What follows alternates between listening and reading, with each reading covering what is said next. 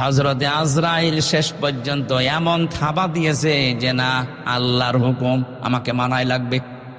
তাফসীরে ফি জিলালিল কোরআন মুফাসসির লিখেছেন, হযরতে আজরাইলের ওই এক খামসা মাটিতে ছিল 40 মণ।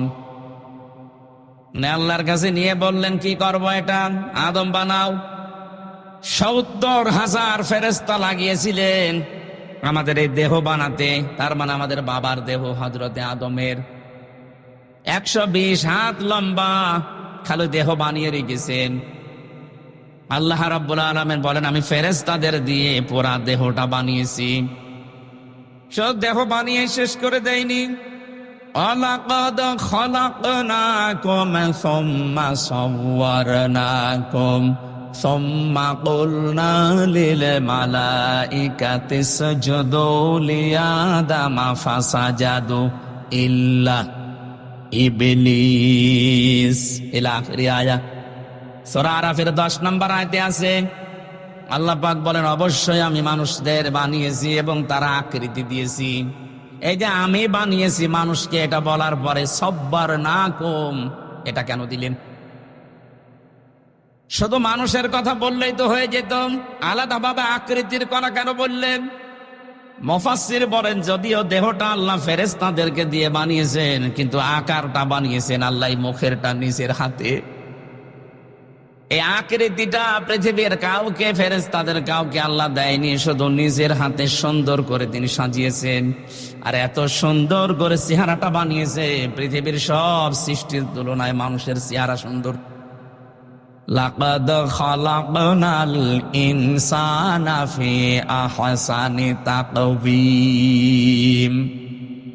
অবশ্যই আমি মানুষকে সব চাইতে সুন্দর আকৃতি দিয়েছি, এত সুন্দর করে মানুষকে বানিয়েছি। এই যে আকারের দিকে তাকান, বিজ্ঞান প্রমাণ করছে আয়াতটা নিয়ে, সাব্বারনাকুম তোমাদের আকার আল্লাহ বানিয়েছেন। এই আকারের ভেতরে 5টা জিনিস আছে। এই 5টার ভেতরে 3টি ইন্দ্রিয় শক্তি কাজে লাগানোর জন্য আল্লাহ আমাদেরকে দিয়েছেন, বিশেষ করে কর্ণ, চক্ষু এবং এই বাক শক্তি, যেটা কথা বলি। মানুষের বিবেক থাকলে মানুষ উল্টাপাল্টা কথা বলতে পারে না।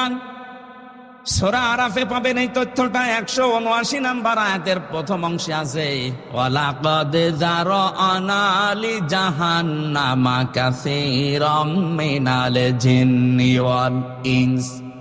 অবশ্যই আমি অধিকাংশ মানুষ আর জিন জাহান্নামে দেব, এই জন্যই বানিয়েছি। এই একটু খেয়াল করবেন, শব্দটা শুরু করার আগে আল্লাহ গ্যারান্টি দিচ্ছে, এটা সুপারলেটিভ ডিগ্রি বলে। ওয়ালাকাদ খালাকনা, ওয়ালাকাদ যারানা, অবশ্যই আমি আল্লাহ বানিয়েছি লি জাহান্নামা, জাহান্নামের জন্য, কাসীরাম মিনাল জিন্নি ওয়াল ইনস, অধিকাংশ মানুষ আর জিন জাহান্নামে দেব, এই জন্য বানিয়েছি। প্রশ্ন আসতে পারে, আল্লাহ যখন কাসীরা দিলেন যে অধিকাংশ জিন আর মানুষ জাহান্নামে দেবে, তাহলে আমাদের আর কোনো দোষ নেই নাকি? এদের পরবর্তীতে আল্লাহ 3টি ইন্দ্রিয় শক্তির কথা দিয়েছেন, যেটা আমাদের এই চেহারার ভেতরে আছে। এই যে বাক শক্তি, যেটা দিয়ে বিবেকের তাড়নায় কথা বলা হয়। বিজ্ঞান আমাদের এই কথা বলা শব্দটা নিয়ে সূরা রহমানের 4 নম্বর আয়াতে আছে, খালাকাল ইনসানা আল্লামাহুল বায়ান। আমি মানুষ বানিয়েছি আর তাকে কথা বলা শিখিয়েছি। এটা নিয়ে বিজ্ঞানে গবেষণা চালিয়েছে যে মানুষ কথা বলে কি করে, দেখি তো। এই যে কয়েক ইঞ্চি জায়গা গলার ভেতরে, এখানে 27টা স্তর আছে। এতটুকু জায়গায় 27টা স্তর পার করার পরে, ধাক্কা লাগার পরে একটা কথা তৈরি হয়। আপনি তো মনে করছেন এ আর কি, আপনি টের পাচ্ছেন? এই কথা বলার শক্তি পৃথিবীর কেউ আপনাকে দেয়নি। যারা এই 15.5 বছর কথা বন্ধ করে রেখেছিল, তারাও দেয়নি। ডাইরেক্ট ইনডাইরেক্ট ভাবে দেশে আমরা শুধু 14 দলের লোক বাদ দিয়ে বাকি সবাই ছিলাম কথা বন্ধ অবস্থায়। কথা যা বলতাম ওটা কথা না। আমাদের বাক শক্তির উপরে একটা অনিয়ন্ত্রিত, একটা গোপন ভাবে আইন জারি করা ছিল, আমরা কথা বলতে পারতাম না। আমি এর ব্যাখ্যা পড়েছি তাফসিরে আর হাদিসে। নবীজি জানিয়েছেন কথা কিভাবে বলো জানো? প্রত্যেকটি স্তরে একটা করে ফেরেশতা বসে আছে। এর কাছে এর কাছে ওর কাছে এভাবে 27টা জায়গা ভাগ ভাগ করে আসে। শেষ নাম্বার ফেরেশতা কথাটা যেভাবে তৈরি হওয়া দরকার ওইভাবে তৈরি করে ছেড়ে দেয়। একজন ফেরেশতা যদি দায়িত্ব অবহেলা করে আপনি কিয়ামত পর্যন্ত কথা বলতে পারবেন না, শুধু গা গু করবেন। কত বড় নিয়ামত পেয়েছেন আপনি, টের পেলেন? আল্লাহ পাক বলেন এই যে যোগ্যতা দিলাম তোমাকে, এই যোগ্যতাটা যারা আগে দুনিয়ায় কাজে লাগায় না, বিবেক যাদের দিয়েছি, হৃদয় দিয়েছি, যে মানুষগুলো অনুধাবন করতে পারে কিন্তু এই মানুষগুলো অনুধাবন করার শক্তি থাকার পরেও করে না। এটা সারা বিশ্বে এখন তাকান, মানবতা বিপন্ন হয়ে যাচ্ছে, অথচ মোড়ল ছাড়া দুনিয়ায় দুনিয়া যারা চাষ করে তাদের মুখে কথা নেই। এ মানুষগুলো মানবতার পক্ষে শুনি কথা বলে, মানবতার ধ্বজাধারীরা এই শব্দটাকে পুঁজি করে বাংলাদেশে মানবতা এই শব্দটাকে কাজে লাগিয়ে ওরা এখন একটা অফিস খুলতে চাচ্ছে ঢাকায় সমকামিতার। এই কথা বলছেন, এটা একটা হারাম কাজ। আল্লাহর পুরা সৃষ্টিকে ওরা পাল্টিয়ে ফেলেছে। আল্লাহ নারীর প্রতি পুরুষ, পুরুষের প্রতি নারীর একটা আকর্ষণ বানিয়েছেন। এটা সূরা আলে ইমরানের 14 নম্বর আয়াতে আছে, হুব্বুশ শাহাওয়াতি মিনান নিসাই ওয়াল বানিন। আল্লাহ বলেন পৃথিবীতে যত আকর্ষণীয় বস্তু আছে, লোভনীয়তার ভেতরে 1 নাম্বার মানুষের জন্য আমি তৈরি করে দিয়েছি মেয়েদেরকে। অথচ সেই সিস্টেম পাল্টিয়ে তারা আজ মেয়ে বাদ দিয়ে পুরুষে পুরুষে বিয়ে করবে। এরা আল্লাহর সৃষ্টিকে পাল্টাতে চায়। ওরা তো মানবতার অফিস খুলবে এই কথা দিয়ে ওরা এখন সমকামিতার অফিস ঢাকায় খুলতে চাচ্ছে। ঢাকাবাসী একটা মানুষ যদি ইমানদারে ঢাকায় থাকে অফিস খুলতে দেওয়া হবে না, সে যত শক্তিশালী হোক। এই কাজ করে এই লূত নবীর স্ত্রী, এই কাজ করে লূত নবীর সাথী ডেড সিতে পরিণত হয়েছে, মৃত সাগর। এখনো পর্যন্ত সাগরে কিছু বাঁচে না। আপনি জর্ডানে যেয়ে দেখেন ওই সাগর এখনো আছে। বাংলাদেশকে অনেকে জর্ডান বানানোর জন্য গোপন ষড়যন্ত্র করছে। এখন বলেন এসব আপনার বলার দরকার নেই, আপনি মাটির নিচের ওয়াজ করেন। আরে ভাই, এমন অবস্থা সামনে 2 তলা নৌকা। কয় তলা? আমরা উপর তলায় আছি, নিচ তলায় আছে ওনারা। বারবার উপরে পানি নিতে আসছে। এখন যদি বলে ঝামেলা করেন কেন, নিচে তো পানি আছে, একটু ফুটো করে নিলেই তো হয়। ওরা যদি বলে ঠিক আছে আপনাদের ডিস্টার্ব হয় আর জীবনে আসবো না, পানি তো হাতের কাছে আছে, একটা তক্তা শুধু খুলে নেব। এই কথা বলে যদি ওরা খুলতে চায়, ওপরে আমরা যারা আল্লাহর ওলি বসে আছি যদি বলি লা ইলাহা ইল্লা আনতা সুবহানাকা ইন্নী কুনতু মিনাজ জালিমিন, পানি ওটা বন্ধ হবে। আরো জোরে বলেন। আপনি জাহান্নামে যাবেন, পানিতে ডুবে মরবেন, আমার অসুবিধা ছিল না। আপনার এই দুনিয়ায় তো এখন আমি আছি। আপনাকে বাধা না দিলে যে গজব আসবে, ওই গজবে আমারও গ্রেপ্তার হওয়া লাগবে। এই কারণেই তো বলা লাগছে। আশা করছি আপনার ইঙ্গিত বুঝেছেন। এই দেশে আল্লাহর নিষিদ্ধ কোনো কাজ, সে সমকামিতা বলেন আর যেইটাই বলেন। কালকে একজন উপদেষ্টা শপথ নিয়েছে, এই যে ফারুকি, এই লোকটাই সমকামিতা প্রমোট করে।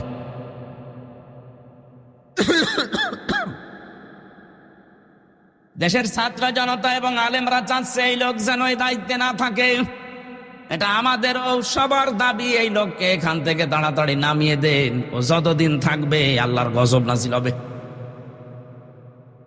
নিজের স্ত্রীকে যারা দেহ ব্যবসায় লাগাতে পারে, নিজের দেহ দেখিয়ে যারা উপায় করে, এই মানুষগুলো জেনা করে করে টাকা পয়সা কামাই করেছে সারা জীবন। এটা জেনা না? হয়তো লজ্জা স্থানের জেনা না হতে পারে, চোখের জেনা হয় না তাদের, হাতের জেনা, মুখেরটা, হৃদয়েরটা। তো বাকি আছে কোনটা? বাকি যেটা আছে ওইটা ওদের বাকি নেই। আমি নিচে নামলাম না। তো এইরকম মানুষকে আপনি মুসলমানের 96% দেশে দায়িত্ব দিয়ে দেবেন, কয়দিন পরেই তো প্রমোট করবে যে আমরা পুরুষে পুরুষে বিয়ে করব। যেহেতু আল্লাহ ফাকতিয়া দিয়েছেন, ফাকতিয়া দাবিরুল কওমিল্লাযিনা যালামু, জালেমদের শিকড় কাটা হয়ে গেছে। সুতরাং আমরা কোন জালেম আবার সামনে বসে আবার উল্টা পাল্টা জেট চালাবে আমরা এখনই বন্ধ করতে চাই। বিবেক যাদের আছে আপনার কাজে লাগে না কোন কারণে বলেন তো? পাগলকে তো আল্লাহ বিবেক দেয়নি, এই জন্য পাগলের কোনো হিসাব নেই। আলাহুম আয়ুনুল লা ইবসিরুনা বিহা, তাদের চোখ আছে কিন্তু তারা দেখে না। কত কিছু তুমি দেখতে পাও, কোরআনের কথাগুলো দেখতে পাও না। আল্লাহ চোখকে ডাক দিয়ে বলছে, চোখওয়ালা মানুষ কি করো তুমি? আফালা ইয়ানজুরুনা ইলাল ইবিলি কাইফা খুলিকাত ওয়া ইলাস সামাই কাইফা রুফিআত ওয়া ইলাল জিবালি কাইফা নুসিবাত ওয়া ইলাল আরদি কাইফা সুতিহাত। বলেন আল্লাহু আকবার। এখানে আল্লাহ 4টা সৃষ্টির নাম দিয়েছেন। ওই চোখওয়ালা, একটু ওঠের দিকে তাকাতে পারো না? কিভাবে তাকে বানালাম, মরুভূমির জাহাজ বানিয়ে দিয়েছি তাকে। জমিনের দিকে একটু তাকাতে পারো না? কিভাবে আমি সমতল করে দিলাম বিছানা। পাহাড়ের দিকে তাকাতে পারো না? পাহাড়কে আমি পেরেক বানিয়েছি। আল্লাহ এই কুদরতের কথাগুলো চোখকে দিয়ে দেখতে বলছেন, এই কারণে পেরেকের কথা কেন দিলেন? ওয়াইলাল জিবালি কাইফা নুসিবাত, পেরেক স্বরূপ পাহাড়কে আমি গেড়ে দিলাম জমিনে। এখানে এই যে তক্তার উপরে ব্রেক মারা আছে, এই ব্রেকের উপরের যে মাথাটা আছে চ্যাপটা, এই চ্যাপটা কতটুকু দেখা যায়? এর নিচে যতটুকু আছে তার চাইতে কমপক্ষে 20 ভাগের 1 ভাগ। কথা বলে না কেন? এতটুকু এরকম 20 ডবল এই ব্রেকের ভেতরে ঢোকা আছে, গেড়ে দেওয়া আছে। আল্লাহ এই পাথর যেটা দেখতে পান পাহাড়, এটার শুধু ওই ব্রেকের ওই মাথাটা একটু জেগে আছে। তার মানে এরকম 20 ভাগ এই মাটির নিচে আল্লাহ গেড়ে দিয়েছে। বিশাল কুদরতের কথা, ক্ষমতার কথা আল্লাহ আমাদের শোনালেন। এই জন্যে কি নিয়ে মাস্তানি করো? মাথার ভেতরে 70,000 তার বিজ্ঞানীরা আবিষ্কার করেছে, 70,000। এই যে সামনের দিকে আছে ফ্রন্টাল লব, অক্সিপিটাল লব, প্যারাইটাল লব। আমি কোরআনে কারিমের এই আয়াতগুলো বিজ্ঞানের সাথে যখন মিলিয়েছি, এই 6টা জিনিসের ভেতরে এক একটায় 18টা করে জিনিস পেয়েছি। কম্পিউটার এখানে সেট করলে আমি আপনাকে দেখাতে পারতাম। প্রত্যেকটার সাথে তার নার্ভ সেট করা আছে। এখান থেকে পুরা শরীরের সাথে আল্লাহ কানেকশন দিয়ে রেখেছে। যখন এই কোনো কিছু হয়, ওই অঙ্গ প্রত্যঙ্গ আগে ওই ব্রেনের কাছে দিয়ে দেয়। আমি হাদিসে পড়েছিলাম, বিশ্বনবী জানিয়েছেন, কারো যদি একটা তার একটু ঢিলা হয়ে যায়, সে লোকটা পাগল হয়ে যায়। 70,000 তার একটা একটু ঢিলা হয়ে গেলে সে পাগল হয়ে যায়। আপনাকে তো আল্লাহ পাগলামি করতে দেয়নি, অন্তত বিবেকটা দিয়েছে। একটা তারও আপনার কাটা না, তারপরও কি হয়েছে? কেন চিন্তা ভাবনা আসে না আপনার? এ চোখ দিয়ে এত কিছু দেখায়, এ জমিনটা দেখালাম, পাহাড় দেখালাম, আকাশ দেখালাম, এতটুকু একটা ব্যান্ডেল বানাতে 14টা খুঁটি দিয়ে রেখেছো, অথচ বিশাল আসমান একটা খুঁটি নেই, কিয়ামত পর্যন্ত এটা পড়বে না। সুবহানাল্লাহ বলতে পারেন না? ওয়ালাহুম আযানুল্লাহ ইয়াসমাউনা বিহা, তাদের কান আছে কিন্তু এই মানুষগুলো শোনে না। এই যে আমি যেখান থেকে কথাটা নিয়ে এসেছিলাম, আল্লাহ আমাদেরকে আকার আকৃতি বানানোর পরে যে 3টি ইন্দ্রিয় শক্তি, 3টাই মাথার ভেতরে আছে। কথা বলেন ঠিক কিনা? বাকি যেগুলো আছে এগুলো আলাদা। এই 3টি যাদের আছে, আপনি এবার নিজের বিবেককে প্রশ্ন করেন তো, আপনার বাক শক্তি যেটা আকেল শক্তি, আপনি কি যে চোখে দেখতে পান, দর্শন শক্তি, শ্রবণ শক্তি, এগুলো কি সঠিকভাবে কাজে লাগাতে পারছেন? চোখ দিয়ে যেটা দেখা দরকার আপনি ওইটা দেখেন না, যেটা দেখা দরকার নেই, না জায়েজ, আপনি ওইটা দেখেন। পাশেই গোরস্থান, যেহেতু বহু মানুষ এখানে বসে আছে, এই যে মোবাইল, এমন এমন দৃশ্য এর ভেতরে সেভ করে রেখেছেন যেটা নিজে দেখলে আনন্দ পান আর অন্য দেখলে আপনার লজ্জা লাগে। এরকম দৃশ্য নেই? যাদের মোবাইলে আছে এই মুহূর্তে ডিলিট করা লাগবে। কারা কারা এই মুহূর্তে ডিলিট করে দেবেন? নিজে দেখলে আনন্দ পান, অন্য দেখলে লজ্জা পান, এরকম দৃশ্য হাত তোলেন তো। ওই এলাকায় মনে হয় এসব 2 নাম্বারই নেই। আলহামদুলিল্লাহ, ঢাকার মানুষ তো খুব চালাক এরা। আর যদি থাকে এখানে আমাদেরকে ধোঁকা দিয়ে বোকা বানানো যাবে। যিনি আপনাকে বানিয়েছে, এখানে বহু মানুষ এরকম নেই, নিজের মোবাইলে, কম্পিউটারে, টিভির পর্দায় নিজে দেখলে আনন্দ লাগে, অন্য দেখলে লজ্জা পায়, এরকম দৃশ্য নেই? এটা কবিরা গুনাহ। নিজে দেখলে ভালো লাগে, আনন্দ লাগে, মজা লাগে, অন্য কেউ দেখলে আপনি কষ্ট পান, লজ্জা পান, শরম পান, এটা হারাম। এই মুহূর্তে যদি এটা ডিলিট না করেন, আপনার ইবাদত বন্দেগীতে মজা পাবেন না। এটা করে দেন, দেখেন ফজরের নামাজে কি একটা শান্তি পান, এখনই করে দেন।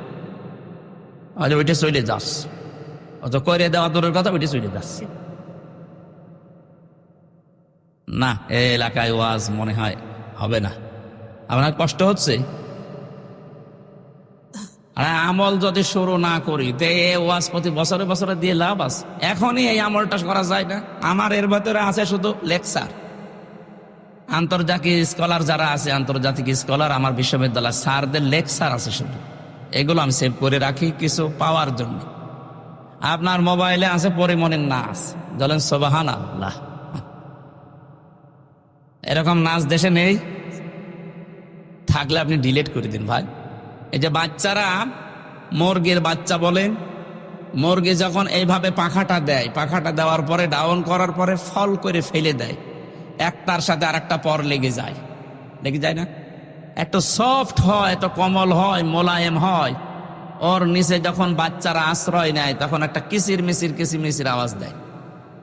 এটাকে বাংলায় বলে অনির্বচন সুখ। আপনি আজকে যদি এখনই আল্লাহর ভয়ে এই কাজটা করতে পারেন, ঘৃণা করে যে যা আমি আর জীবনে কাজ করব না, আমার বিবেকে বাধা দেয়, আপনি দেখেন ফজরের নামাজ পড়লে আপনার তখন আলাদা একটা অনির্বচন সুখ পাবেন। এটা পাওয়ার জন্যই তো এসেছেন নাকি? সুতরাং এটা আজকেই করে দেবেন, আমি আশা করতে পারি আপনার কাছে। না আশা করতে পারি না? আল্লাহ যেন তৌফিক দেন, বলেন আমিন। আল্লাহ রাব্বুল আলামিন বলেন, আমি এই সুন্দর করে আকৃতি এটা বানিয়ে শেষ করে দেয়নি, ফেরেশতাদেরকে এবার ডাক দিলাম। রুহটা তার ভেতরে দেওয়ার পরে সে একটা হাসি দিয়েছিল। বিজ্ঞান জানিয়েছে একবার যখন মানুষ হাসি দেয়, ওর শরীর থেকে এত পরিমাণ জার বের হয়ে যায়, যদি কেউ টাকা পয়সা খরচ করে হাসি দেওয়া লাগতো তো 12,000 টাকা খরচ হতো একবার হাসি দিতে। হাসি দিলে এমন এমন জার শরীরের ভেতর থেকে আল্লাহ বের করে দেয় যে সারাদিন প্রবেশ করে। যত রকমের ফাঁকা আছে শরীরে, বিভিন্ন জায়গা দিয়ে এগুলো আসতেছে, হাসির মাধ্যমে আল্লাহ ওইগুলো সব দূর করে দেয়, ওই জার্ম গুলো। জোরে বলেন সুবহানাল্লাহ। এটা আমাদের আদি পিতা হযরতে আদমকে আল্লাহ যখন রূহ দেয় তখন তিনি এরকম হাসি দিয়েছিলেন। এই যে বানাতে গিয়ে ফেরেশতারা যে খড়কটা, বালি, মাটি, আগুন, পানি, বিভিন্ন জিনিসের ভেতরে ছিল, একবারে হাসি দেওয়ার সঙ্গে সঙ্গে নাক দিয়ে, মুখ দিয়ে আল্লাহ সব বের করে দিয়েছেন। হযরতে আদম আলাইহিস সালাম ওই সময় একটা শব্দ বলেছিলেন, আলহামদুলিল্লাহ। আল্লাহ এত বেশি খুশি হয়েছেন শব্দটা শোনার পর, কিয়ামত পর্যন্ত আদমের সন্তান যারা আসবে তারা যদি হাসি দেয়, আলহামদুলিল্লাহ বলা তাদের জন্য ওয়াজিব হয়ে যায়। এমনকি তার পাশে যে থাকবে তার জন্য পড়া লাগবে ইয়ারহামুকাল্লাহ। কথা বলছে না কেন? কি এত গুরুত্বপূর্ণ কাজ যে আলহামদুলিল্লাহ পড়া ওয়াজিব, পাশে থাকলে তার জন্য ইয়ারহামুকাল্লাহ বলা লাগবে কেন? তার পাশে যে থাকবে সে বলবে ইয়াহদিকাল্লাহ। এর পাশে যে থাকবে, 5 জনের নাম পেয়েছি আমি হাদিসে। চিন্তা করলাম একটা শব্দ আলহামদুলিল্লাহ বলা হাসি দি এত কেন? ইয়ারহামুকাল্লাহ, ইয়াহদিকাল্লাহ কেন বারবার এত কেন? কারণ আপনি এক একবার হাসিয়ে ডাক্তারের কাছে বলেন যে আমার হাসি দিয়ে দেন, 12,000 টাকা নেবে।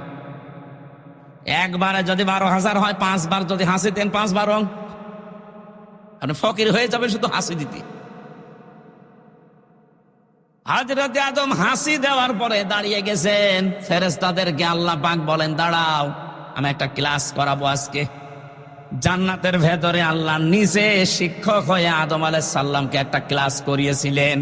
এবার আমি শিক্ষিত মানুষদের বলছি, ওয়াল্লামা আদামাল আসমাআ কুল্লাহা সুম্মা আরাদাহুম আলাল মালাইকা। আল্লাহ পাক বলেন আমি নিজে আদমকে ক্লাস করালাম, যত রকমের নাম আছে সব ওই ক্লাসে তাকে শিক্ষা দিলাম। এসএম এর বহুবচন আসমা। আমি আলেমদেরকে বলছি এবার যত তাফসির এখন এই দেশে পাওয়া যাচ্ছে, গতানুগতিক যে তাফসীর গুলো দেখবেন ওখানে এসএমের বহু বচন আসমা। আসমা মানে নাম সমূহ। আপনার কি মনে হয় যারা শিক্ষিত ভাই আছেন, জেনারেল বলেন আরবিতে বলেন, বলেন ওখানে ক্লাস করাচ্ছে কে? আল্লাহ। আপনি হিসাব করে করে বলেন ক্লাস করাচ্ছে কে? ছাত্রকে? বলেন তো ক্লাসটা কি সাধারণ ক্লাস? আর জায়গা জান্নাত।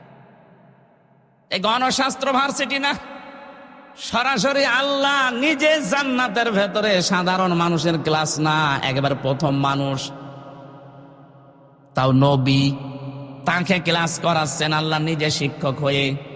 আমরা তাফসিরের ভেতরে পড়ে থাকি যে বিভিন্ন নাম শিখিয়েছে, আমরা মনে করি নাম মানে আলু, পটল, ঝিঙা, বেগুন, এটা শিখিয়েছে। আপনার কি বিবেক মরে গেছে নাকি বলেন তো? অত বড় একটা গুরুত্বপূর্ণ ক্লাসে যে যত বড় প্রতিষ্ঠানে ক্লাস নেয় তার ক্লাসের ওই মান মর্যাদা ওই রকমের হয়। ক্লাস 1 যে ক্লাস নিচ্ছে ও বিশ্ববিদ্যালয়ে মাস্টার্সে ক্লাস নিতে পারবে? বলেন বলেন। কারণ ভার্সিটিতে যারা ক্লাস করে 80 জন 85 জন ছেলে মেয়ে সব ম্যাগনেট, ওইটা নিয়ে বসে আছে। ওখানে 1 ঘন্টা ক্লাস নিতে হলে আপনাকে 50 ঘন্টা পড়া লাগবে। যদিও এরকম শিক্ষক এখন আস্তে আস্তে হারিয়ে যাচ্ছে, এখন অধিকাংশগুলো ব্যবসা হয়ে গেছে। কথা বলছে না কেন? আমার বিশ্ববিদ্যালয়ে এক একটা সেমিস্টারে কমপক্ষে 42টা ক্লাস নেওয়ার কথা, 3টা 4টা নেয়, বাকিগুলো সব আল্লাহর রাস্তায়। এটা যদি রেকর্ড হচ্ছে আমার স্যাররাও শুনবে, শুধু আমার স্যাররা না, সারা পৃথিবীতে এটা যাবে কালকে বিভিন্ন ভাষায় রূপান্তর হয়ে। সবাইকে বলছি কান খাড়া করে শুনবেন।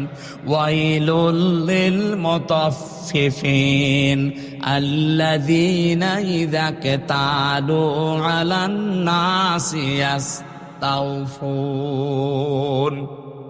আল্লাহ পাক বলেন ধ্বংস হয়ে যাক ওই দোকানদারগুলো, যেই মানুষগুলো দুনিয়ায় ওজনে কম বেশি করে। প্রশ্ন আসতে পারে এটার ভেতরে শিক্ষককে আপনি পেলেন কোথায়? হ্যাঁ আছে, নেওয়ার সময় বেশি নেয়, দেওয়ার সময় কম দেয়, এরা ধ্বংস হয়ে যাবে। কে বলছেন? আরো জোরে বলেন। আরে ভাই, ক্লাস 1 থেকে শুরু করে প্রাইমারি, হাই স্কুল, কলেজ, বিশ্ববিদ্যালয়, হাফিজিয়া মাদ্রাসা, কওমি মাদ্রাসা, নুরানি মাদ্রাসা, দাওরা মাদ্রাসা, কত রকমের প্রতিষ্ঠান এই দেশে আছে। আমরা তো অধিকাংশ শিক্ষককে দেখি, শিক্ষিকাকেও দেখি, ওরা ক্লাসে যেভাবে দেওয়া দরকার ওভাবে দেয় না, বলে কোচিং করা লাগবে, প্রাইভেট পড়া লাগবে। কেন আপনাকে সরকার কি দিচ্ছে না? আপনি ক্লাসেই দিতে পারতেন। 8টা ঘন্টা আপনার কাছে আমরা থাকি, ক্লাসে দেওয়ার জন্য আপনি তো 8 ঘন্টা 10 ঘন্টা পড়িয়ে আসবেন দিনের বেলা। মাত্র 8 ঘন্টা ডিউটি আপনার, বাকি সময় তো সরকার আপনাকে ফেরি দিয়েছে, খেলা করার জন্য দেয়নি। আপনি যা করবেন ওই সাবজেক্টের উপরে যত রকমের তথ্য উপাত্ত আছে সব জোগাড় করবেন, এসে ক্লাসে ওইগুলো ডেলিভারি দেবেন। আপনি তো নেওয়ার সময় ঠিকই নিয়েছিলেন। একজন বিশ্ববিদ্যালয়ের স্যার হওয়ার জন্য কত লেখাপড়া করা লাগে আপনি জানেন। আপনারা তো নেওয়ার সময় তো বিভিন্ন জায়গা থেকে ঠিকই নেন, কিন্তু দেওয়ার সময় আর ক্লাসে দিতে চান না, তখন বলে প্রাইভেট পড়বি, কোচিং করবি। আপনি ওই মুতাফফিফিনের ভেতরে শামিল। আপনি নেওয়ার সময় ঠিকই বেশি নিয়েছেন, দেওয়ার সময় দিলেন না, আপনি ধ্বংস হয়ে যাবেন। আজ নিজের বিশ্ববিদ্যালয়ে ক্লাস নিতে চাই না, প্রাইভেট ভার্সিটিতে যে ক্লাস নিচ্ছে মাসের পরে মাস। এই কথা বলছে না? আমি জানি স্যাররা এটা শোনার পরে বলবে হামজা বেশি বোঝে, বেশি বুঝি আমি, এটাই বাস্তব। 5টা বছর আপনাদের কাছে আমরা ছিলাম, সত্যি আপনারা যা পেয়েছিলেন, কত বড় বড় জায়গা থেকে আপনি ডিগ্রি নিয়ে এসেছিলেন, মদিনা বিশ্ববিদ্যালয় থেকে, মিশর থেকে, লন্ডন থেকে পড়া স্যারও পেয়েছিলাম। এত জায়গা থেকে এত কিছু আপনি নিয়ে আসলেন, দেওয়ার সময় তো আর দিলেন না। 42টা ক্লাসের 2টা ক্লাস নিয়ে বলছে বাকিগুলো আর করা লাগবে না, ধ্বংস হয়ে যাবে। চর্মচকে হয়তো দেখতে মনে হবে যে বহু টাকা পয়সার মালিক হচ্ছে, বিভিন্ন জায়গায় উল্টাপাল্টা করে, এগুলো টিকবে না। আপনি 10 লাখ টাকা কামাই করে নিয়ে আসবেন ডান আর বাম হাত দিয়ে, বাড়িতে এসে দেখবেন 15 লাখ টাকার ক্ষতি হয়ে গেছে। দেখবেন আপনার বউ পাগল, কি গো আর কথা বলতে পারছেন, এখন কথা বলাতে লাগবে 8 লাখ। মেয়ে বেরিয়ে চলে গেছে আল্লাহর রাস্তায়, ওরে ঘুরিয়ে নিয়ে আসতে আরো 5 লাখ, 8 5 13 গেল। ছেলে দিকে জিনে ধরেছে, নিয়ে আয় হুজুর, নিয়ে আয় কবিরাজ, নিয়ে আয়, ওটা ছাড়তে আরো 2 লাখ। নিয়ে এসেছিলেন মাত্র 10 লাখ, চলে আসছে 15 লাখ। হারাম টাকা থাকবে না। আমি শুধু ইঙ্গিত দিলাম, আমার মনে হয় শিক্ষিত যারা ওরা বুঝে ফেলেছে। এখানে ক্লাস করাচ্ছেন সরাসরি আল্লাহ।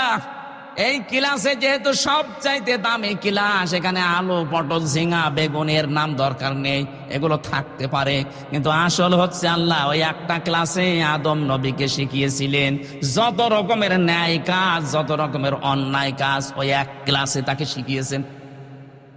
প্রশ্ন আসতে পারে এটা কোথায় পেলেন? এটার বাস্তব প্রমাণ আমরা তো ওই ক্লাসে ছিলাম।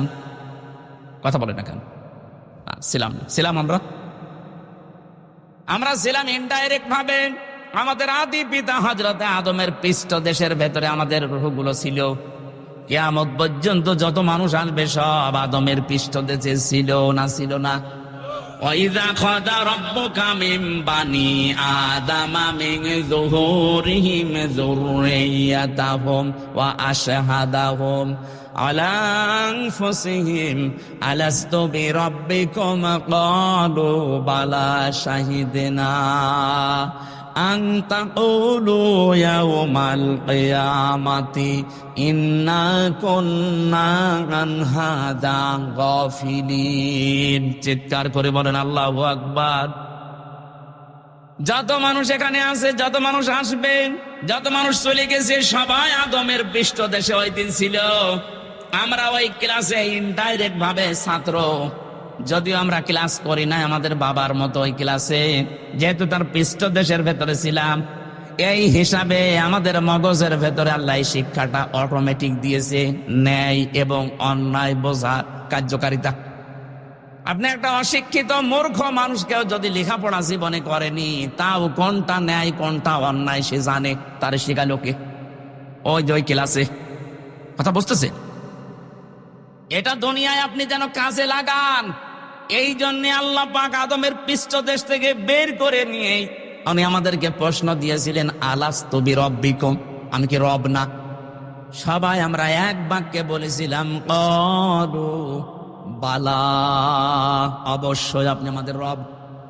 ওই যে অবশ্যই আপনি আমাদের রব, এই কথা বললাম কোন জ্ঞানের ভিত্তিতে? ওই যে আদম নবীর ওই ক্লাসের ভিত্তিতে। আমার কথা বোঝা যাচ্ছে না? তাহলে সকল ন্যায় এবং অন্যায়ের যে সাবজেক্ট গুলো সব ওই একদিনে তিনি শিক্ষা দিয়ে দিয়েছেন। ওখান থেকে তিনি হযরতে আদম আলাইহিস সালামের বাম পাজরের হাড় দিয়ে আমাদের আদি মাতা হযরতে হাওয়াকে বানালেন। সুন্দরী একটা মেয়ে লোক বানিয়ে রেখে দিয়েছে। হযরত আদম ঘুম থেকে উঠে দেখলেন সুন্দরী, তাকালেন এবং ধরতে গেলেন, কারণ নিষিদ্ধ জিনিসের প্রতি আকর্ষণ সে জন্মের শুরু থেকেই। কথা বলেন না কেন? যেই তাকিয়েছে, ধরতে গেছে, আল্লাহ বলে ধরাও যাবে না, তাকানো যাবে না। আদম নবী বলছে, আল্লাহ ধরাও যাবে, তাকানো যাবে, এই বুদ্ধি দেন। বুদ্ধি দিলাম, বিয়ে করা লাগবে। এই জন্য আদমের সন্তান কিয়ামত পর্যন্ত যারা আসবে, আর যদি মূর্খ হয় দেখবেন নামাজের ফরজ কয়টা জানে না, কিন্তু বিয়ে করা ফরজ এটা জানে। আপনার পেটে বম মারে, ওজুর ফরজ কয়টা বলতে পারবে না, বিয়ে করা যে ফরজ এ জানে। বহু যুবক মানুষ এখানে বাবা যারা আছেন, পুত্র যদি এবং ছেলের মেয়ে যদি প্রাপ্ত বয়স্কা হয়ে যায়, আপনি বিয়ে দিতে চান না, বলো নিজের পায়ে আগে দাঁড়াক। নিজের পায়ে দাঁড়াতে গিয়ে যদি একবার কোনো কাম করে ফেলে, কিয়ামতের দিন আপনিও জেনাকারের কাতারে দাঁড়াবেন। এই জন্য বাবারা একটু সাবধান হবেন। ওর ঘাড়ে জোয়াল তুলে দেন, এমনি বর সিস্টেমও জেনে ফেলবে। আমরা মনে করি ওরে নিজের পায়ে দাঁড় করিয়ে, তারপর আমি রিমান্ডে যখন ছিলাম একটা হিন্দু পেয়েছিলাম অফিসার, এই বাড়ি রাজবাড়ি, রাত 12টায় আসে, ওর 6টায় যায়, প্রায় আসতো। আমারে বলছো, হুজুর আমি এই বাংলাদেশ, ভারত, পাকিস্তান সহ এই সমস্ত এলাকার মুসলমানদের ইসলাম মানা আর বাইরের দেশগুলোতে আমি গিয়ে মিশনে ছিল। আমি একটা মুসলিম দেশে মিশনে ছিলাম, ওই জায়গায় ওদের যে ইসলাম মানার পদ্ধতি এটা আলাদা। কি করে? অফিসার আমারে বলছিল, আমি ওখানে 2 বছর ছিলাম, এক হোটেলে খাবার খেতাম। যে হোটেলে খাবার খাই, ওই হোটেলের মালিক একটা মুসলমান। কিন্তু ছেলেকে বানিয়ে রেখেছে বয়, কি হোটেল বয়। এই যে পানি, খাবার, রুটি এগুলো এনে দেয়, এই কাজ করে। 2 বছরের ভেতরে দেখলাম কি গো, পরিচয় নিয়ে জানলাম যে এটা ওর ছেলে। বললাম যে আপনি কি? আমি মুসলমান। কেমন মুসলমান আপনি? আমার দেশেও তো মুসলমান আমি দেখেছি, আপনি কেমন মুসলমান? আপনার ছেলে, আপনি এত বড় হোটেলের একটা মালিক, আর আপনার ছেলেকে আপনি হোটেলের বয় বানিয়ে রেখেছেন। ও পানি দেয়, খাবার দেয়, রুটি দেয়, এটা কথা হইল? কেন, কি হয়েছে? কি হয়েছে মানে আপনি যে পর্যায়ের আপনার ছেলেকে ওই পর্যায়ে তুলতে পারেননি, ওই পর্যায়ে তোলার জন্য আপনার কোনো চেষ্টাও মনে হয় নেই। তাছাড়া এইভাবে 2 বছর আমি তো দেখছি। বসে আমারে বলছে, মাওলানা ওই সময় ওই হোটেলওয়ালা আমাকে যে কথাগুলো জানিয়েছিলেন, আমি সেই কথা আপনাকে শোনাই, আপনি একটু মিলান তো। উনি আমারে ওই দিন সূরা তাগাবুনের 14 নাম্বার আয়াতটা তেলাওয়াত করে শুনিয়েছে। ও মনে করছে আমি মুসলমান, আমি যে হিন্দু ও তো জানে না। কিন্তু আমি হিন্দু হলেও আমি কিন্তু লেখাপড়া করে কোরআনের বহু আয়াত বাংলায় মুখস্থ করেছি। যে সূরা তাগাবুন বলেছে, আমি অফিসে যে বাংলায় বের করে সূরা তাগাবুনের 14 নাম্বার আয়াতটা মিলালাম। কি দেখি আছে এখানে, আল্লাহ পাক জানিয়েছেন, ইয়া আইয়ুহাল্লাযীনা আমানু ইন্না মিন আযওয়াজিকুম ওয়া আওলাদিকুম আদুওয়াল লাকুম ফাহযারুহু ইলা আখির আয়াত। আয়াতে আল্লাহ ঈমানদারকে ডাক দিয়ে জানিয়েছেন, হে যারা ঈমানের দাবি করো, অবশ্যই তোমাদের স্ত্রী, সন্তানাদি আর সম্পদাদি এগুলো কিন্তু মাঝে মাঝে তোমাদের শত্রু হয়ে দাঁড়াবে। সুতরাং এদের ব্যাপারে খুব সতর্ক থাকবা। এদের পেছনে পড়ে, এদের পেছনে লাগতে গিয়ে, এদের পেছনে শ্রম দিতে, সময় দিতে গিয়ে আমার আল্লাহর বিধানটা যেন ভুলে যেও না। আমি বললাম, আপনি কি বোঝাতে চান এখানে? উনি আমাকে বুঝিয়েছিল, হুজুর উনি আমারে এই আয়াত দিয়ে বোঝাতে চেয়েছেন। আমার এই ছেলেটাকে আমি লেখাপড়া শেখাতে চেয়েছিলাম, যতটুকু চেষ্টা করেছি ও আর পড়ে নাই। ওর যে লেখাপড়ার দৌড়, এরপরে আমি ওর একটা সৎ পাত্রী দেখে পাত্রস্থ করেছি, ওকে বিয়ে দিয়েছি। 3 নাম্বার দায়িত্ব ছিল আমার ওর একটা কর্মজীবন তৈরি করে দেওয়া। তা আমি যে কর্মজীবন দেব, ওর তো সেই যোগ্যতা নেই। আমি ঘুষ দিয়ে কোন চেয়ারে বসিয়ে দেব, ওই চেয়ারে বসলে ওর ওই যোগ্যতায় চেয়ার চলবে না, শেষে চেয়ারের পায়া থাকবে না। কথা বুঝতেছেন? তাদের চিন্তা ভাবনা দেখেছেন? আমাদের দেশের হাজারো বাবা এই জহির গ্রুপের কাছে যে বলবে আমার ছেলে ম্যাট্রিক ফেল, বিএ পাস, চাকরি করছে, ওই জায়গায় আপনি বসিয়ে দেন। উনি হয়তো আপনার মুখের দিকে তাকিয়ে সম্মানের খাতিরে দেবে, কিন্তু যে ম্যাট্রিক ফেল ও ওই চেয়ারে বসার যোগ্যতা রাখে। ওর শিক্ষা নেই, ওর ট্রেনিং নেই। উনি যে আমাকে প্রথমে কথা বলার সময় ইকরা বলছিলেন, ইকরা শব্দের শাব্দিক অর্থ শুধু পড়া না, ইকরা মানে যোগ্যতা অর্জন করা। আজ বাংলাদেশে আমরা অনেকেই মনে করি ইকরা, সালে, তাকওয়া এই শব্দগুলো নিয়ে। ইকরা, এরপরে সালে, তাকওয়া এই শব্দগুলোর ব্যাখ্যা শুনি না আমরা। সালে মানে নেককার, তাকওয়া মানে আল্লাহর ভয়, ইকরা মানে পড়া না। এর আধুনিক ব্যাখ্যা হচ্ছে, আপনি যেই জায়গায় যেতে চান ওই বিষয়ের জ্ঞান আগে আপনাকে অর্জন করা লাগবে এবং প্রশিক্ষণ নেওয়া লাগবে, শিক্ষা নেওয়া লাগবে, তারপরে ওই জায়গাটা আপনি সুচারুরূপে চালাতে পারবেন। আমাদের এই দেশে এই সিস্টেমটা নেই। যে যেখানে যাওয়ার যোগ্যতা রাখে না, ঠেলা দিয়ে, ঘুষ দিয়ে সেখানে পাঠায়। আজ বাংলাদেশে যত প্রতিষ্ঠান আছে অধিকাংশগুলো যোগ্যতাই নেই, ঠেলা দিয়ে হয় পাঠিয়েছে, নাই ঘুষ দিয়ে। যার ওই পর্যন্ত যাওয়ার লেখাপড়াই নেই, প্রশিক্ষণ নেই, শিক্ষা নেই, তাকে পাঠাবেন ওই জায়গাটার পায়া আরো নষ্ট করবে। চেয়ারে যদি 2-1টা পায়া থাকে, আরো নষ্ট হয়ে যাবে। গত সিজনে আপনি দেখেছেন কৃষি মন্ত্রণালয়ের দায়িত্ব যাকে দেওয়া হয়েছিল, ওই সিলেটের মৌলভীবাজারে বাড়ি, শ্রীমঙ্গল, উপাধ্যক্ষ আব্দুল শহীদ। আপনি নিরপেক্ষ দৃষ্টিতে বলবেন, এই লোকটা একটা কলেজের স্যার, এ সারা জীবন লেখাপড়া করিয়েছে ছেলে মেয়েদের। ও কৃষি সম্পর্কে কি জানবে? ওকে জীবনে কোনোদিন মাঠে গিয়েছে, প্রশিক্ষণ কি ওই জায়গায় কোনোদিন নিয়েছে? তারে আপনি ওই দায়িত্ব দিলেন মানে? যারা ওই বিষয়ের উপরে সারা জীবন পড়াশোনা করে, ওর উপরে প্রশিক্ষণ নেয়, শিক্ষা দিতে পারে, ওই রকম একটা মানুষকে দেন। আপনি এমন মানুষকে দিলেন তার বাড়িতে 3.5 কোটি টাকা পাওয়া যাচ্ছে, 11টা দেশের রুপি পাওয়া গেছে, 85 ভরি সোনা পাওয়া গেছে। এইটাই তো হবে যে চেয়ারে বসাবেন, ওর শিক্ষাও নেই, প্রশিক্ষণও নেই, ওখানে যাওয়ার যোগ্যতা ওর নেই, ও সারা জীবন লেখাপড়া করিয়েছে ছেলে মেয়েদের, এরকম একটা জায়গায় দিতেন। এমন কাজ করে গেলেন, ওই জায়গাটা এখন ধ্বংস হয়ে গেছে। কয় বিঘা জমিতে কয় মন ধান হয়, ও জীবনে কোনোদিন যে চাষ করে দেখেছে? এখানে আমি যেটা বলতে চাচ্ছিলাম, এই হিন্দু অফিসারের এই কাহিনী দিয়ে একটা শিক্ষা আছে। আমরা আজ বাংলাদেশে যারা দায়িত্বে আছি, সামনে যারা আসবেন, আপনার আত্মীয় স্বজন ছেলে মেয়ে যাই বলেন, এদেরকে উপরে তুলতে হলে যে যে যোগ্যতায় আছে তাকে ওই পর্যন্তই তোলেন।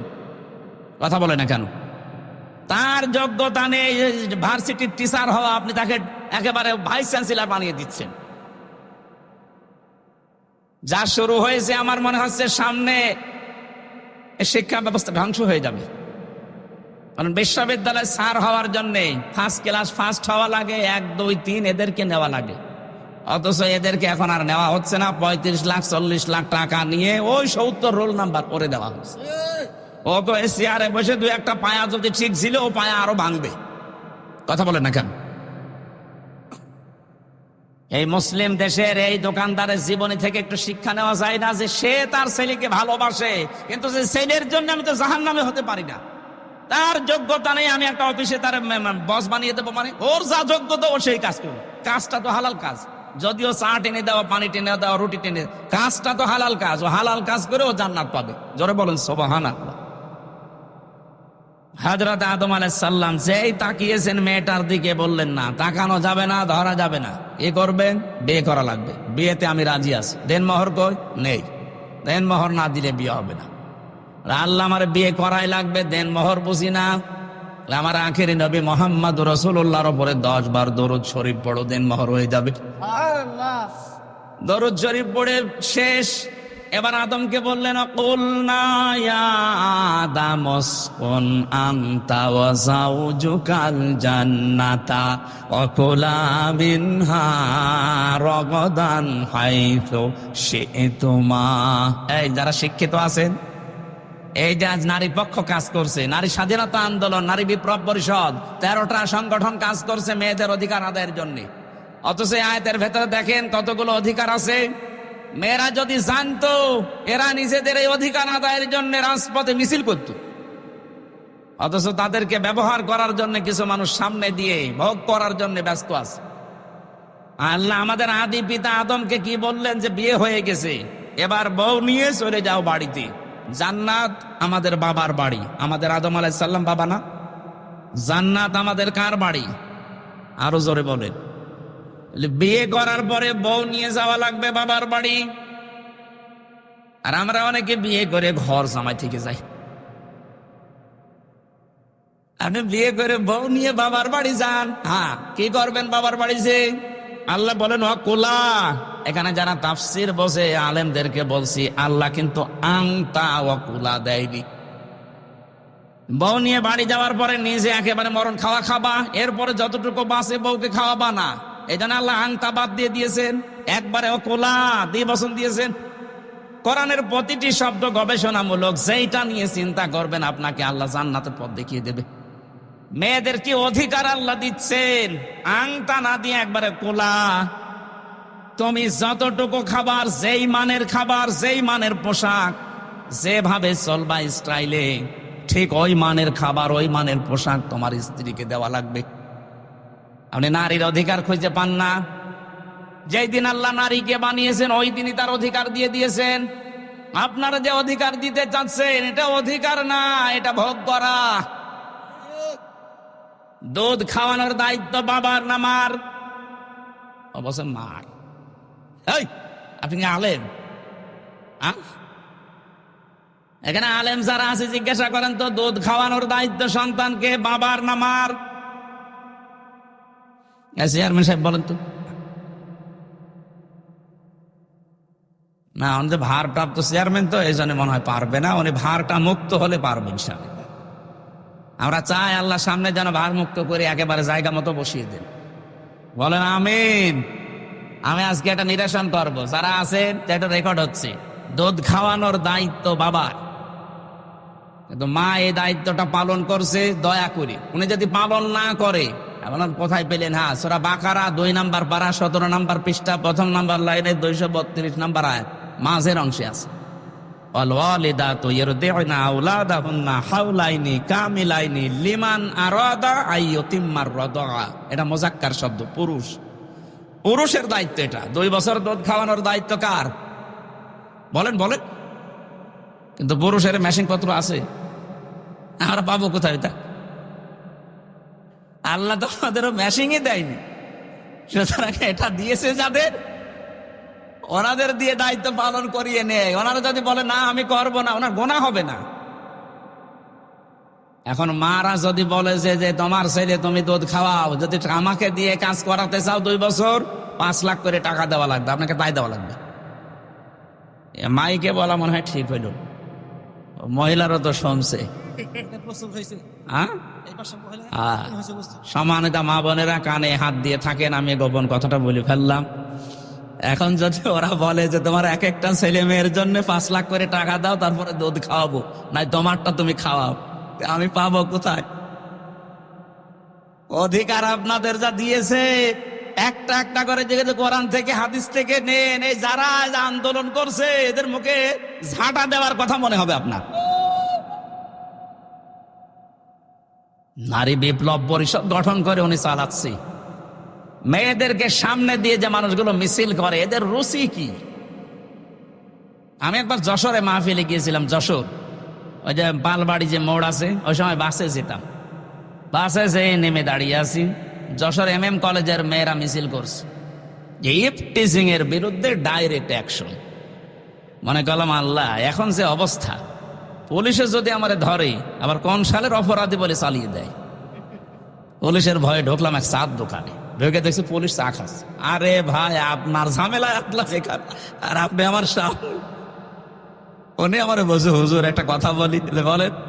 সেই যে মিছিল আসতেছি, যশোর MM কলেজের মেয়েরা, এক একটার বয়স হচ্ছে 20 বছর 22 বছর 25 বছর। এই যে যুবতী মেয়েরা, বুকে কোনো ওড়না নেই, স্কিন টাইট প্যান্ট পরা, একটা ব্যানার ধরে আছে হাত দিয়ে, আর এক হাত দিয়ে বলছে ইফটিজিং এর বিরুদ্ধে ডাইরেক্ট অ্যাকশন। উনি আমার বলছে, হুজুর যে জিনিস দেখছি মনে হচ্ছে ইফটিজিং আমি আগে করি। না, ঠিকই বলিস। কিসের অধিকার আদায় করার জন্য আপনি নামেন? আর আপনাকে আল্লাহ কি অধিকার দিয়েছে?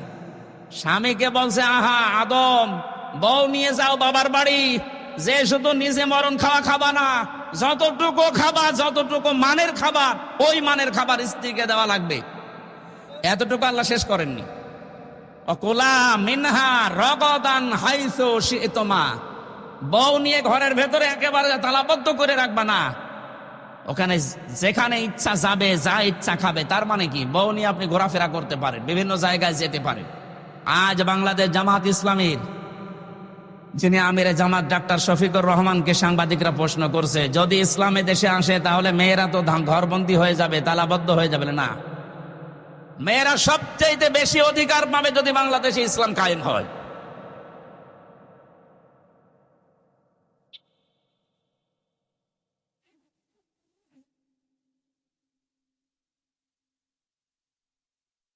থাকা দেওয়া লাগবে না। আরে বাবা, রক্তগুলো এখন থাক, অন্তত পরে কাজে লাগবে। সম্মানিত মা বোনেরা, আপনাদের অধিকার যেগুলো দিয়েছেন কোরআনে একটা একটা করে, উনি যেহেতু কোরআন পড়ে জানে, উনি বলেছে এই কারণে কোরআনের দিকে তাকিয়ে, যদি ইসলাম এসে যায় এদেশে, মেয়েরা সবচেয়ে বেশি অধিকার ভোগ করবে। ঘরের ভেতরে তালাবদ্ধ হয়ে থাকার জন্য আপনারা আসেননি, আপনাকে নিয়ে বেড়ানোর কথা কোরআন বলছে।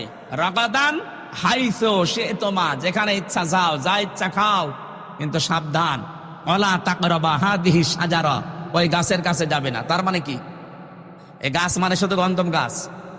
এটা যদি শুধু গন্ধম গাছ উদ্দেশ্য হইতো, কোরআনে আল্লাহ আয়াত নাযিল করতো না।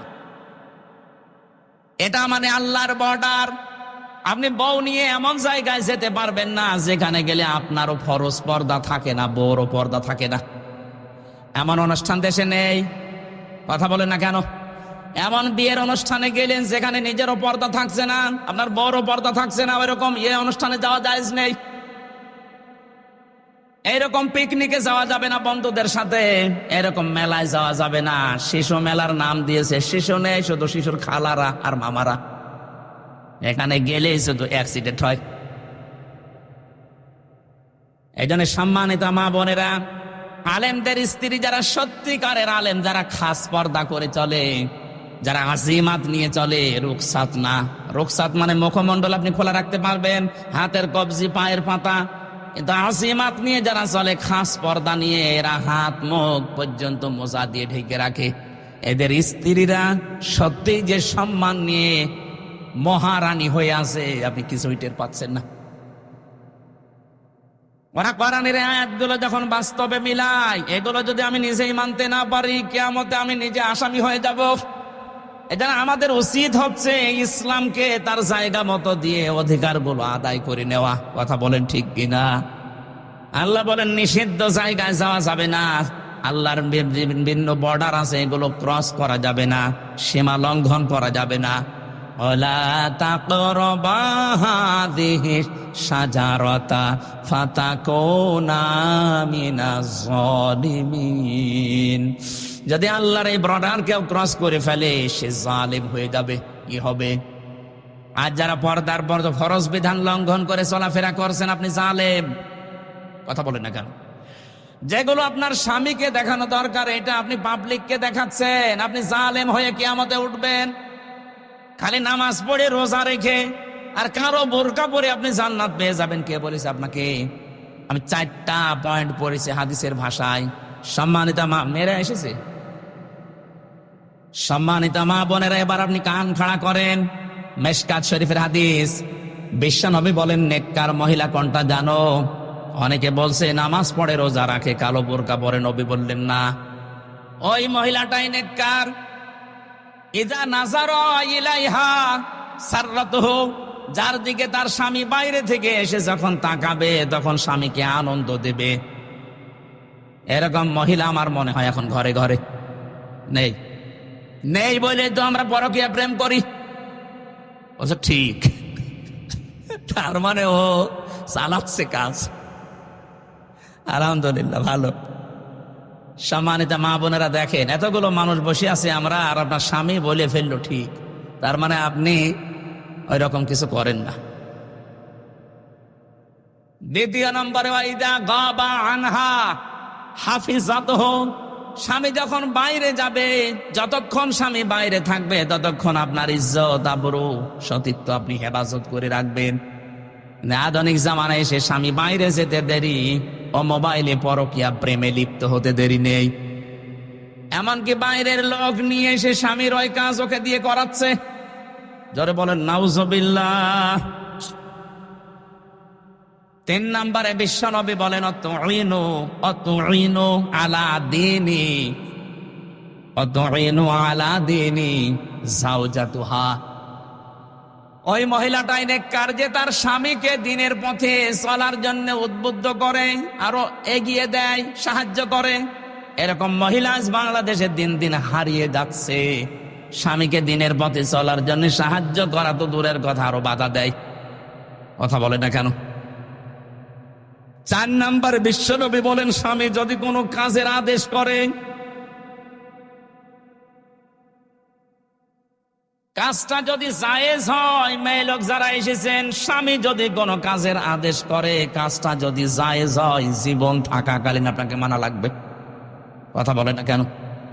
আমি স্বামী, এখানে যত স্বামী বসে আছে, প্রত্যেকটা স্বামী আমরা চাই, আমরা পছন্দ করি বিয়ের পরে যেন আমাদের মা বাবা আমাদের সাথে থাকে। কিন্তু 100টার 98টা মহিলা আজ এটা চায় না। কথা বলছেন না কেন? গত কয়েকদিন আগে আমি গিয়েছিলাম নীলফামারী কিশোরগঞ্জ থানা, বৃদ্ধাশ্রমে আমারে নিয়ে গেল। যে দেখি এই লাইনে মা আর বাবারা বসে আছে। ওদের চোখের দিকে তাকালে আমার মনে হচ্ছে ও সন্তানের জন্য বরদোয়া দিচ্ছে। এই মা বাবাগুলোকে বৃদ্ধাশ্রমে রেখে গিয়েছে এই সন্তানগুলো।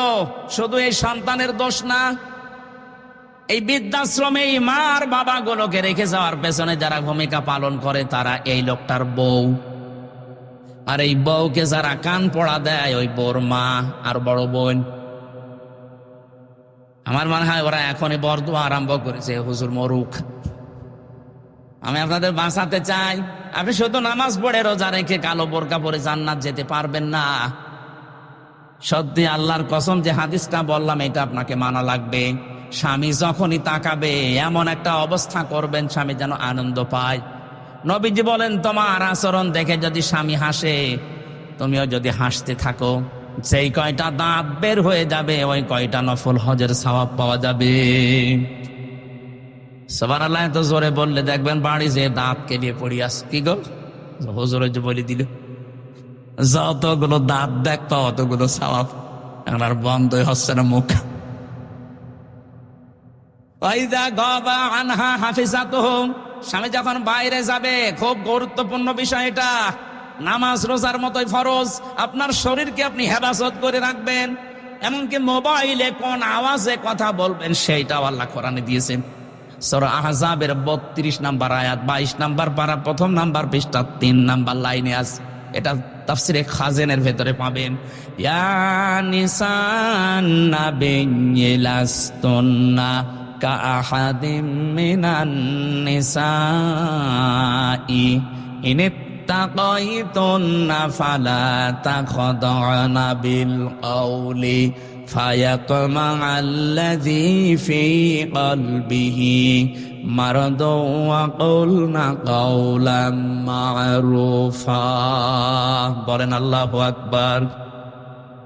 আল্লাহ বলেন, হে নবীর স্ত্রীরা, কারোর সাথে যদি কথা বলতে চাও পর্দার আড়াল থেকে কথা বলবা, সঠিক কথা, মিথ্যা কথা বলা যাবে না।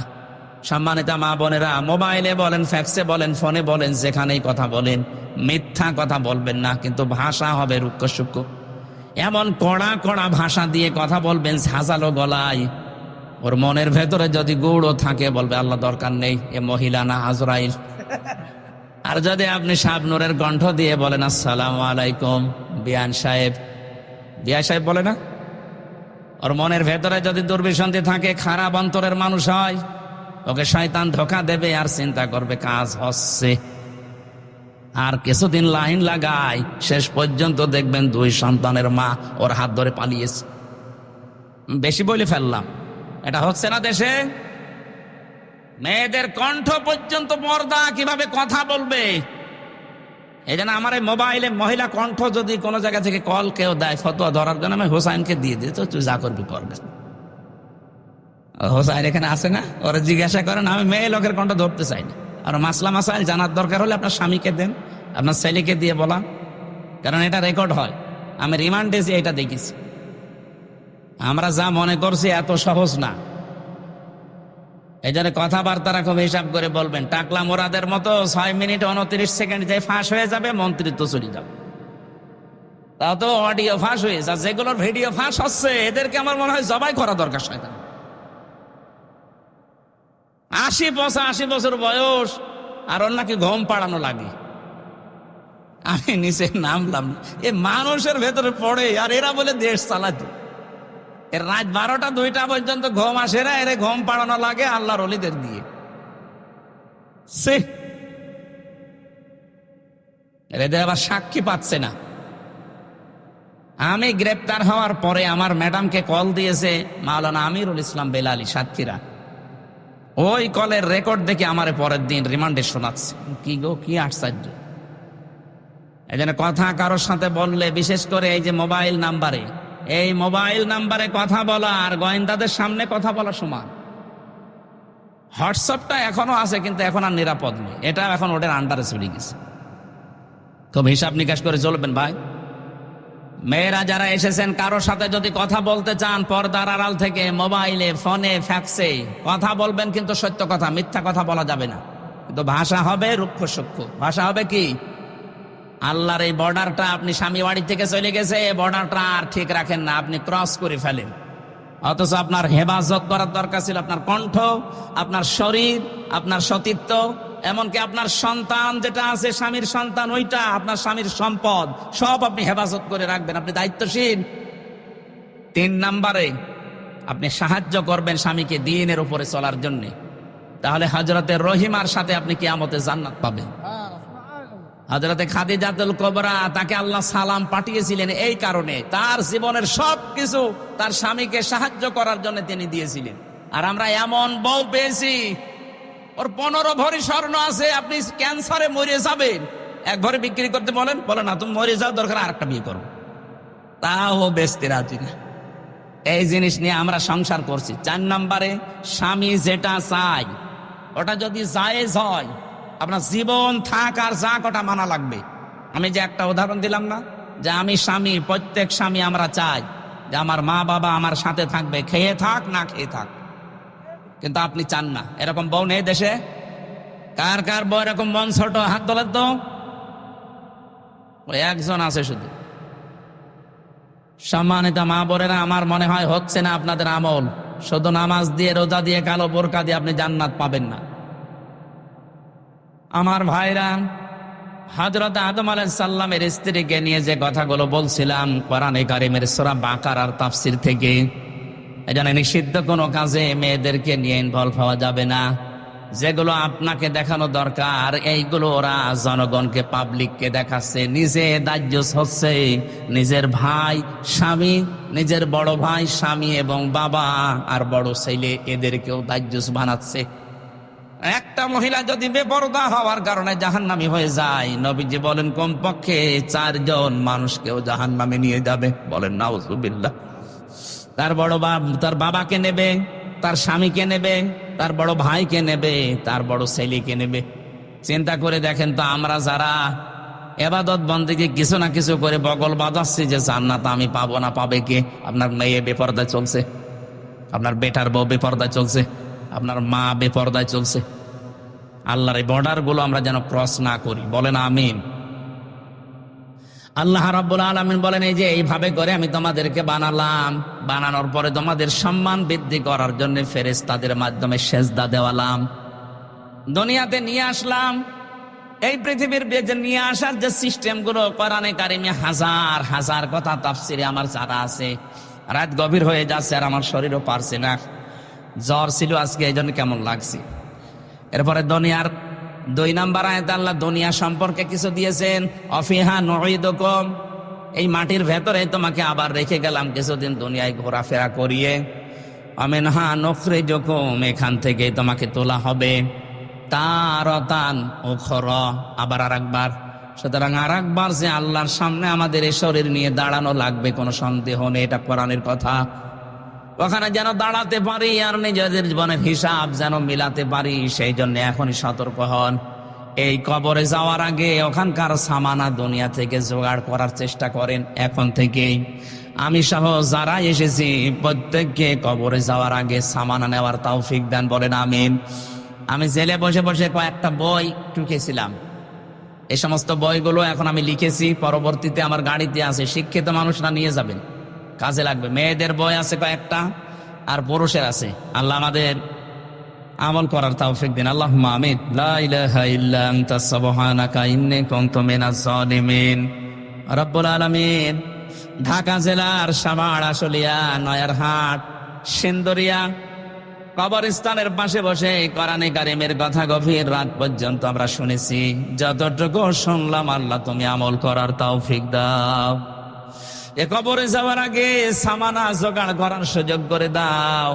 দুনিয়ার জীবন যেন আমাদেরকে ধোকায় ফেলে না দেয় আল্লাহ। এ মাহফিলের আয়োজন করতে গিয়ে যারা শ্রম দিয়েছে আল্লাহ কোরআনের ইজ্জতে তাদেরকে মাফ করে দাও। সারাটা জীবন অপরাধ করেছি, হাত যে ওঠাবো লজ্জা করে আমাদের অপরাধের দিকে তাকিও না, তোমার রহমতের দিকে তাকাও, জিন্দেগীর গুনাহগুলো মাফ করে দাও। মা বাপ যাদের এই কবরে শুয়ে আছে আল্লাহ, মাহফিলের সভাপতি, প্রধান অতিথি, বিশেষ অতিথি যারা এসেছে, যার চা হারিয়েছে আল্লাহ কবরগুলো জান্নাত বানিয়ে দাও। 3টা বছর জালেমের এই জেলখানায় থাকাকালীন আমার শরীরটা অসুস্থ হয়ে গেছে আল্লাহ, স্বাভাবিক হচ্ছে না। রোগ দেওয়ার মালিকও তুমি, শেফা দেওয়ার মালিকও তুমি। হাজারো মানুষ নিয়ে মুসাফির অবস্থায় দোয়া করছি আল্লাহ